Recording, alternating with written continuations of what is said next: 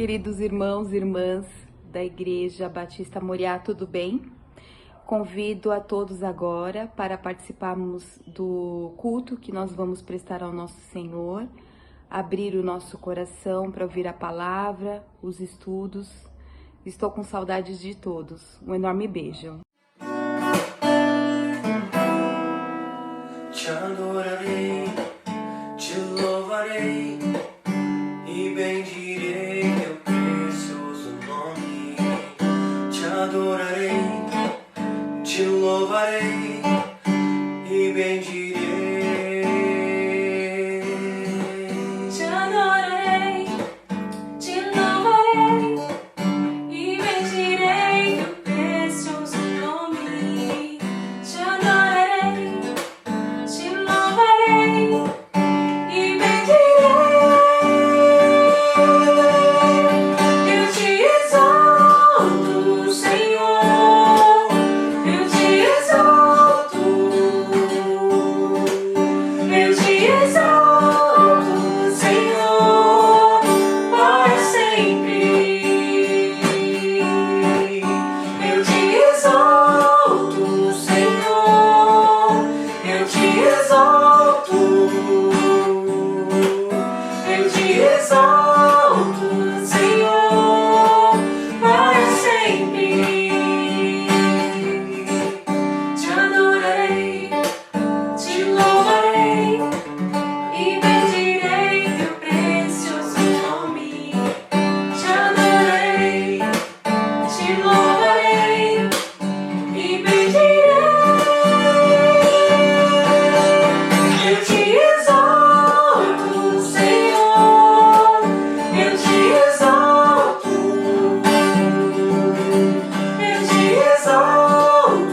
Senhor, para sempre. Eu te Exaltarei para sempre. Eu te exalto, Exaltarei para sempre. eu te Exaltarei para sempre. para sempre, Para sempre. para sempre, Para sempre. para sempre, para sempre.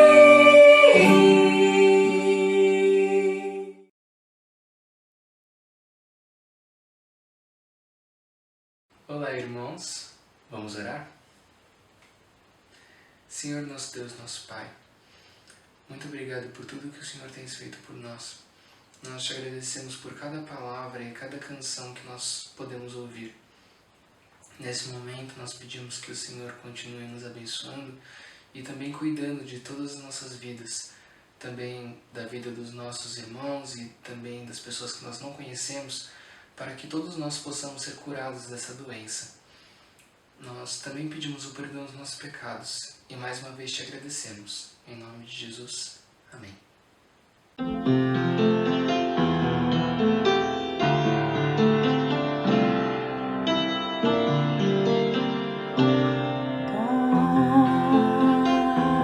Cada instante contigo, Senhor,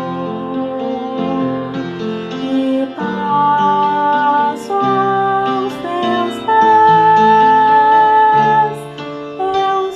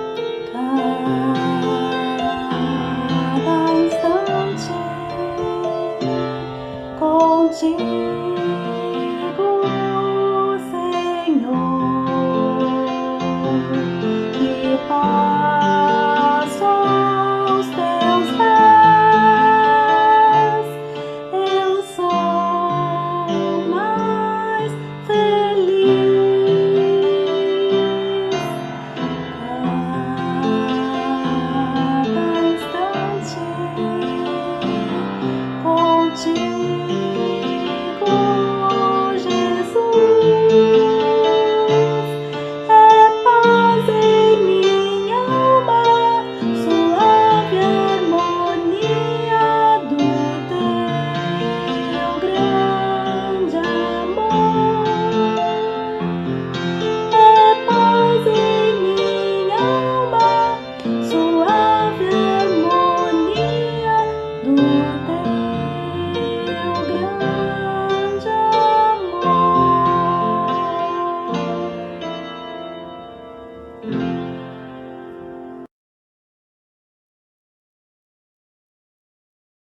Boa noite, queridos irmãos da Igreja Evangélica Batista Moriá.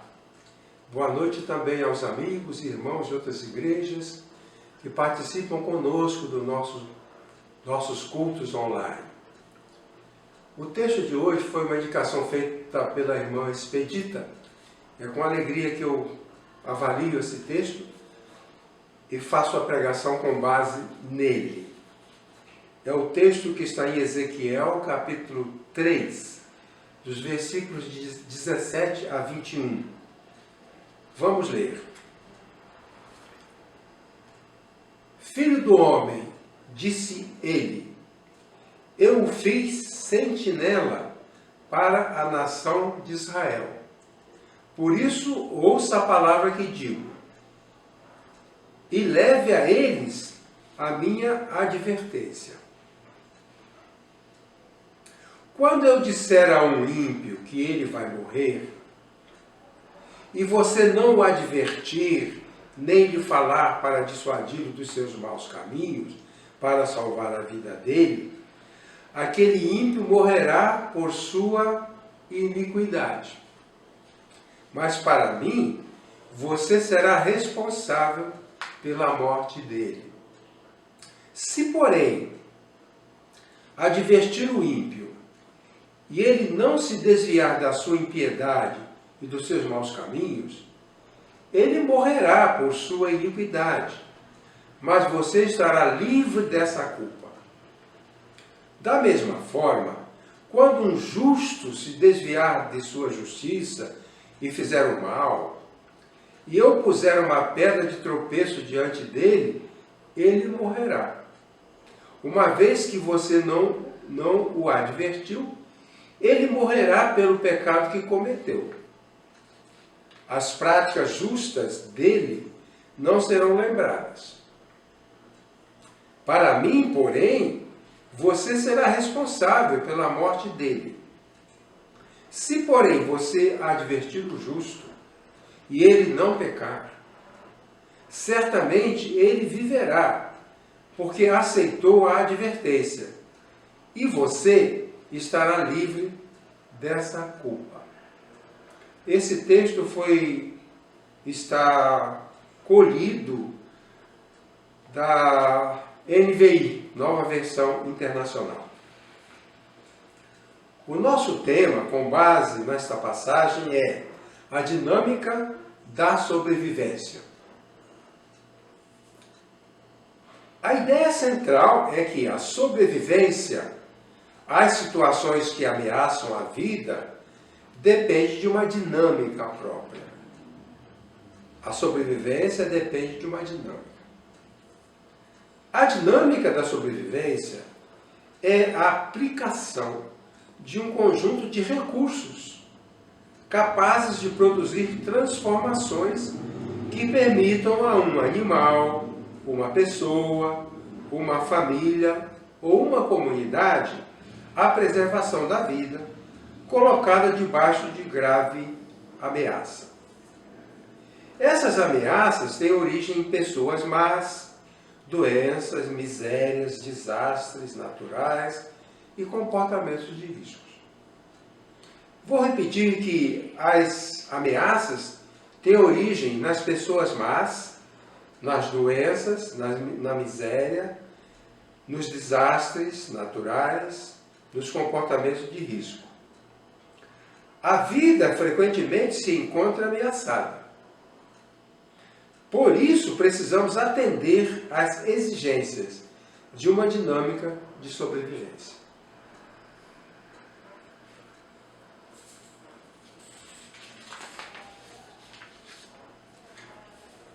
A dinâmica da sobrevivência que nós encontramos nesta passagem exige determinadas posturas, determinadas aproximações.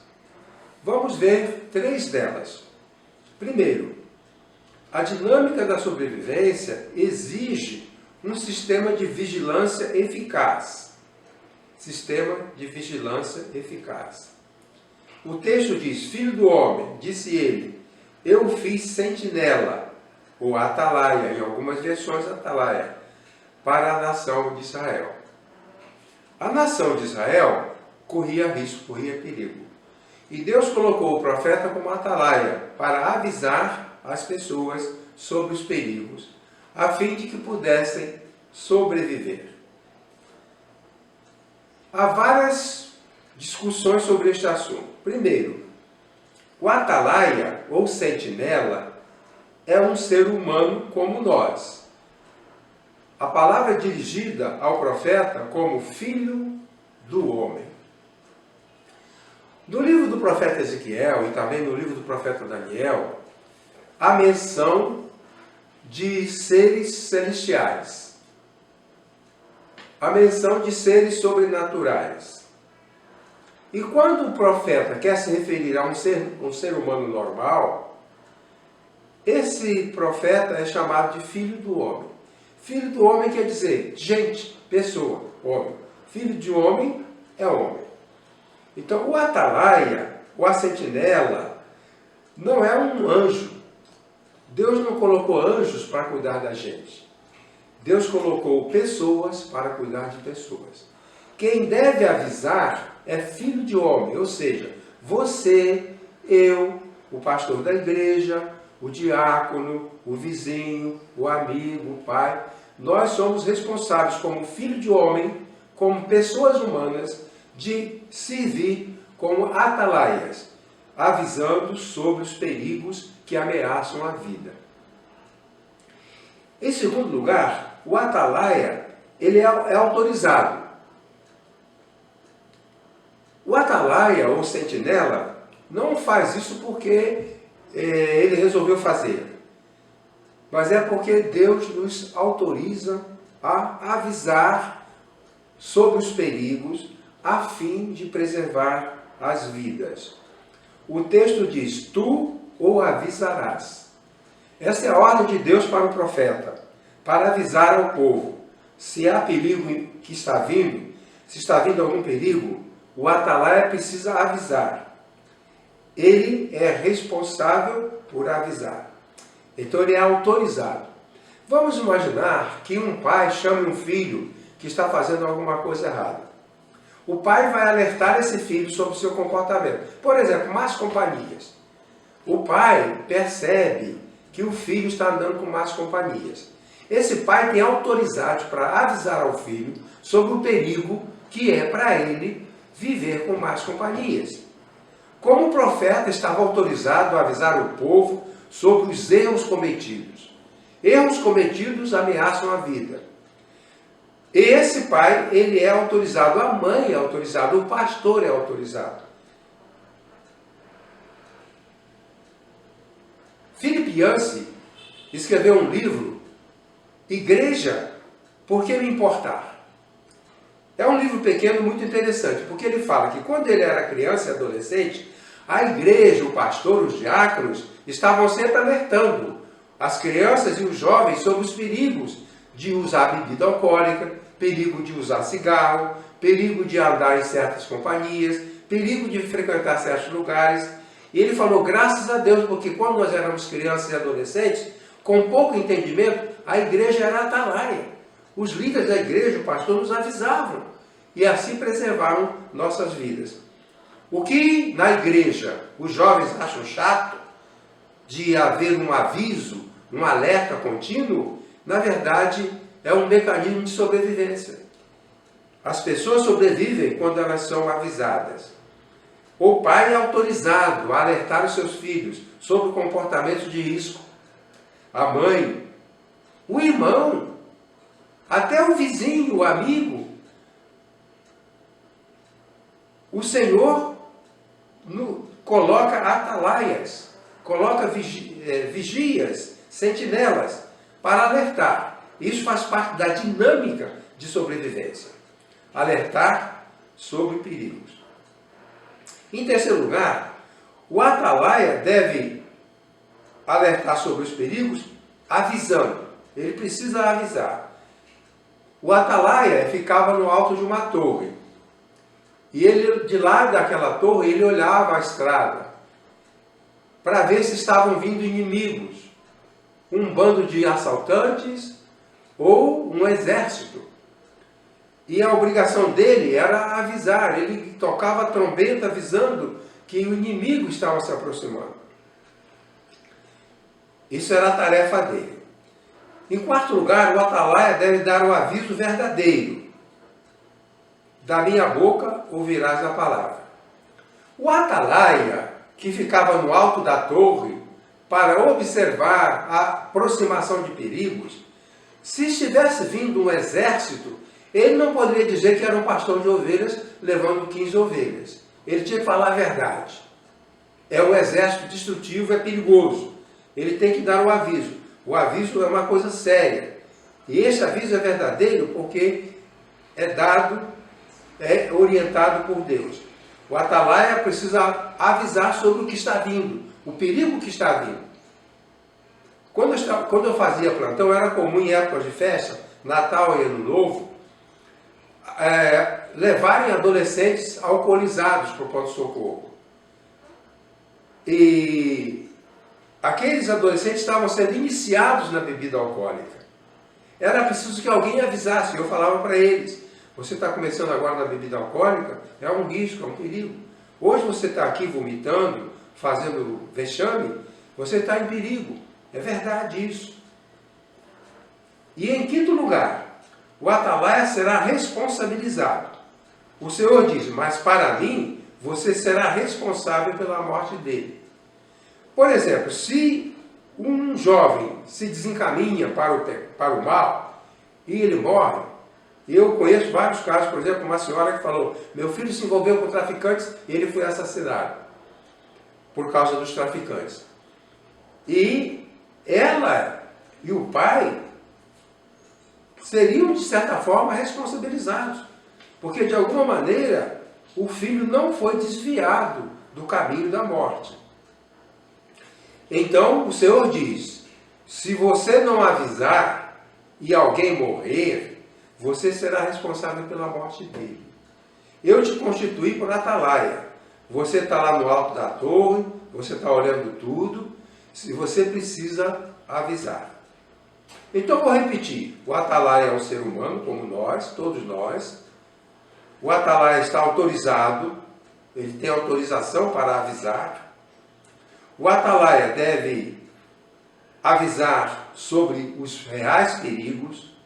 O atalaia deve fazer dar um aviso verdadeiro, e ele saber que ele será responsabilizado. Para finalizar essa parte, eu quero dizer que, como atalaias, porque todo ser humano, em algum momento, precisa avisar alguém de alguma coisa que perturba a sua sobrevivência. Cada ser humano. Até mesmo uma criança ou um adolescente podem ser um atalaia em dados momentos, em dadas situações. Eu digo então, como atalaias, nós precisamos alertar sobre ameaças nas esferas de saúde. Às vezes pessoas estão correndo risco grave de saúde. Na área da família, podemos alertar. Dos relacionamentos perigosos, perigosíssimos. Sobre a vida cristã, sobre a igreja. No passado, Deus chamou homens especiais, profetas, para avisar. Mas depois que veio o Evangelho, todos nós fomos feitos atalaias. Porque o espírito da clareza, o espírito de sabedoria, foi dado a todo crente. Então, o que o profeta Ezequiel fazia sendo atalaia, nós também, em certa medida, precisamos fazer.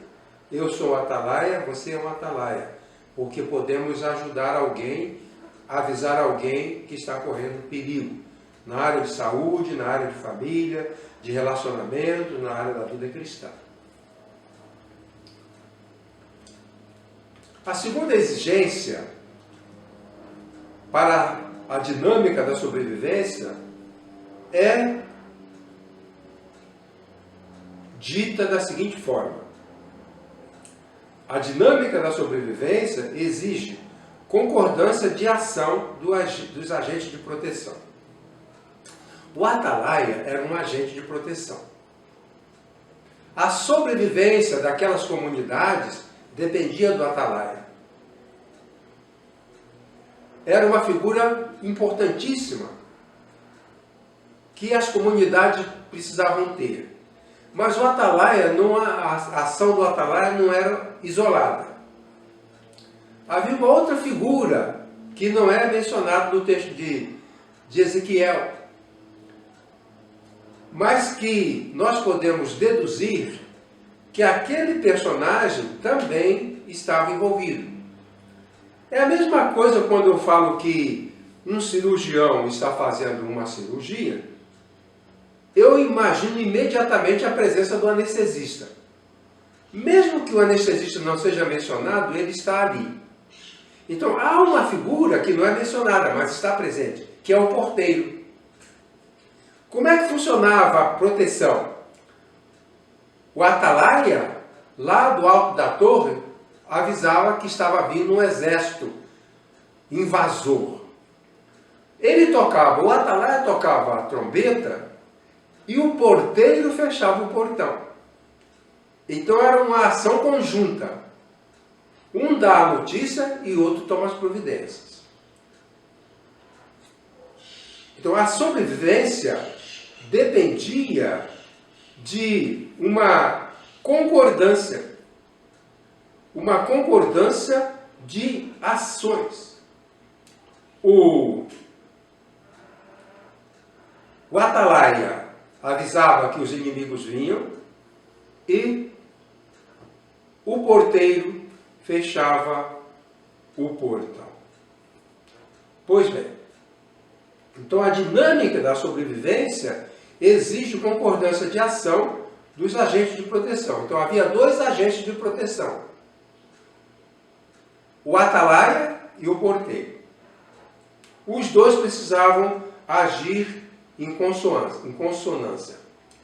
Então a sobrevivência depende não somente do sentinela. O sentinela fica na torre para avisar, e ele avisa e o porteiro fecha o portão. Então, a sobrevivência depende desse sistema de proteção. Um sentinela para avisar e um porteiro para fechar os portões. Comparando a situação do mundo com a pandemia, aqui no Brasil, nós temos os atalaias, que são os cientistas. Eles avisam. Quando a doença estava na China, já os nossos cientistas avisavam que o coronavírus ia chegar aqui. Então eles avisaram, tocaram a trombeta. Epidemiologistas, neurologistas, pesquisadores, todo mundo alertou. Mas tem que o porteiro fechar a porta. Eu fico pensando que aqui, no país, os atalaias tocaram a trombeta, mas o porteiro, que era o governo federal, não fechou a porta. Por isso que, apesar do atalaia tocar a trombeta, as portas não foram fechadas. Quem conhece história, quem gosta de história, vai se lembrar que durante a Idade Média, o Império Romano estava dividido, num certo tempo, estava dividido entre dois. O Império Romano do Ocidente, com a capital em Roma, e o Império Romano do Oriente, que tinha a capital em Bizâncio. Esse Império romano do Oriente foi destruído, caiu no ano de 1453. O que aconteceu? Os turcos, com um exército poderoso, avançaram sobre Bizâncio. O Atalaia, que estava lá em cima na torre, viu a aproximação. E o Atalaia tocou a trombeta. Mas o porteiro não fechou o portão. E o exército dos turcos veio, o portão estava aberto, eles entraram, destruíram a população, destruíram a cidade, e assim acabou o Império Romano do Oriente. Porque o Atalaia avisou, mas o porteiro não fechou a porta. Então, no Brasil, nós estamos numa situação parecida. Os epidemiologistas avisaram, mas a parte do governo não fechou a porta. E então nós estamos vivendo essa situação como Bizâncio. O portão não foi fechado. O portão não foi fechado e o coronavírus entrou e vai destruindo, e vai destruindo, e vai destruindo. Agora eu tenho, então, uma terceira exigência da dinâmica de sobrevivência. Eu falei que dinâmica é um conjunto de recursos que são usados para que nós possamos criar condições de enfrentar a ameaça e sobrevivermos a ela. E a dinâmica da sobrevivência exige mudança de comportamento. Vejam só, imagina a cidade de Bizâncio, que depois foi Constantinopla, e depois outro nome, que é outro nome moderno, que eu não me lembro agora. Mas o fato é que estava todo mundo na cidade, todo mundo tranquilo, alguém tocou a trombeta, mas o comportamento continuou o mesmo. Jesus falou que quando viesse a destruição de Jerusalém, Jerusalém foi destruída no ano 70, pela segunda vez, que pela primeira vez no ano 586, na época do profeta Jeremias, e mais tarde, no ano 70 da nossa era, Jerusalém foi destruída pelos romanos, e Jesus falou isso. Ele deu orientações de mudança de comportamento. Ele falou, olha, quem estiver no telhado, não desça para a cidade, fuja dali mesmo. Se você estiver no campo, mude o seu comportamento. Você está na agricultura, está plantando suas uvas, mas agora é hora de fugir para as montanhas, fugir para os desertos. Nas montanhas há cavernas, vocês podem se esconder lá. Jesus falou que quando houvesse a invasão romana, o comportamento deveria mudar. Então, em épocas de perigo, o comportamento precisa mudar. A gente não usava máscara, mas agora há um perigo. É preciso usar máscara. A gente fazia aglomerações, mas agora há um perigo. O comportamento tem que mudar. A dinâmica da sobrevivência exige mudança de comportamento. O que o profeta diz? Presta atenção. O profeta diz assim: se, porém, você avisar o ímpio e ele não se desviar dos seus maus caminhos, ele morrerá por sua iniquidade. Se nós avisamos, se nós somos avisados sobre o perigo de uma doença e nós não mudamos de comportamento, nós vamos morrer. E o texto então diz: se você não se desviar dos seus maus caminhos, morrerá. Mas em seguida diz: se porém você advertir o justo e ele não pecar, certamente ele viverá, porque aceitou a advertência. Então, em épocas de calamidade, uns vivem e uns morrem. Aqueles que mudam o comportamento, que adotam um comportamento de sobrevivência, esses vão viver. Os que não adotam o comportamento de sobrevivência, esse morrerá. Então há dois tipos de pessoas. Alguém pode perguntar assim, mas aí fala que o ímpio morrerá e o justo. Há pessoas que são erradas, são rebeldes, e em épocas de perigo, elas podem deixar a sua rebeldia de lado e se tornar obedientes. Então um rebelde pode sobreviver, porque ele mudou o seu comportamento.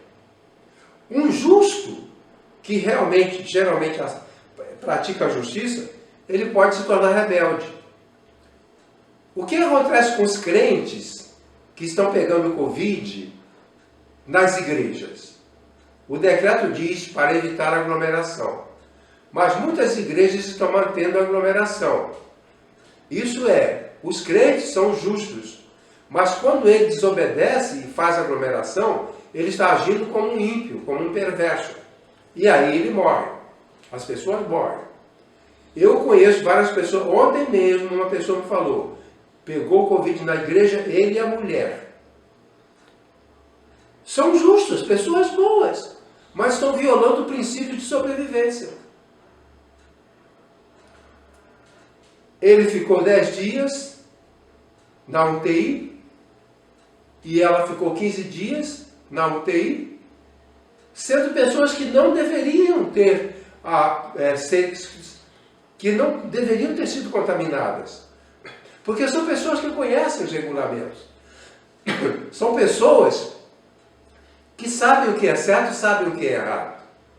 Então, o profeta deve avisar aos rebeldes e a também quem não é rebelde.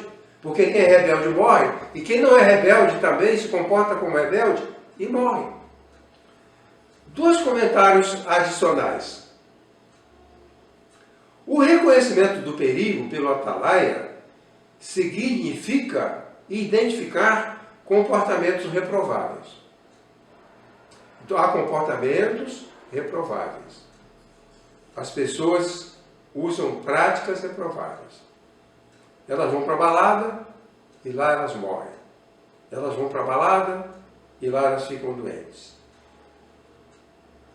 O atalaia precisa dizer, identificar comportamentos que são reprovados. E o outro comentário é que os ímpios são rebeldes, não acatam os avisos, não mudam o comportamento e eles morrem. O rebelde não muda de comportamento, morre. Se o justo não mudar de comportamento, também ele morre. E assim então, estamos dizendo a importância de mudança de comportamento. Jesus sempre falou, olha, diante do perigo, mude o seu comportamento. Se você faz aglomeração, mude, pare com isso. Se você é relaxado e não usa máscara, passa a usar a máscara. O profeta Ezequiel está ensinando ao povo como se comportar para não serem destruídos pelos babilônios. Mas eles não atenderam e eles foram destruídos. Deixe-me encerrar contando com a sua atenção para o seguinte.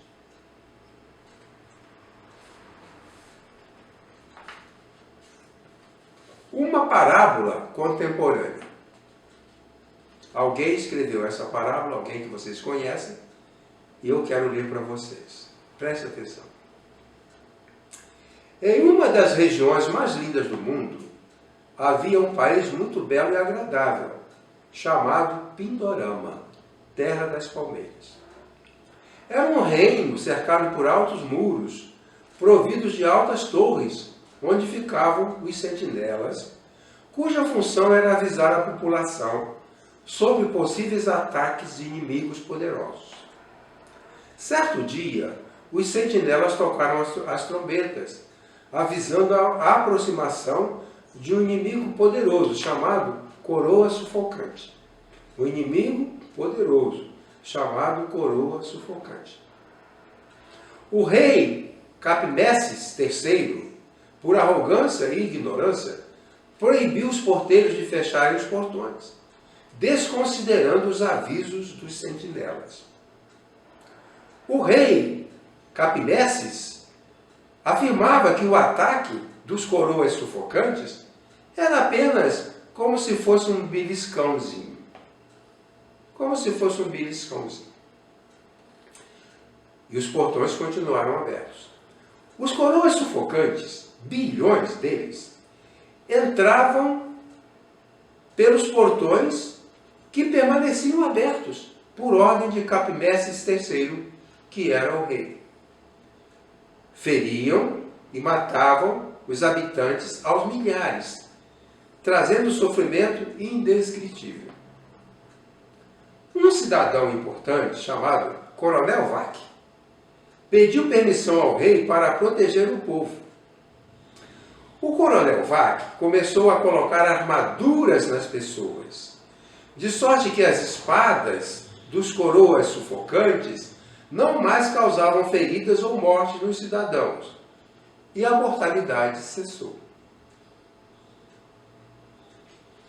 No céu, os anjos que acompanhavam com grande preocupação o sofrimento do povo de Pindorama foram comentar com o Criador sobre o grande livramento ocorrido naquele país. O Criador respondeu: é mais uma que o Criador ganha. Comentário. Para manter a sobrevivência de suas criaturas, o Criador conta com os sentinelas, que anunciam o perigo. O Criador conta com os porteiros, que fecham os portões aos invasores. Mas o Criador conta também com recursos que ele mesmo providencia, como o Coronel Vac. Por isso, seja dada a glória ao Criador, que preserva a sua criação. Amém.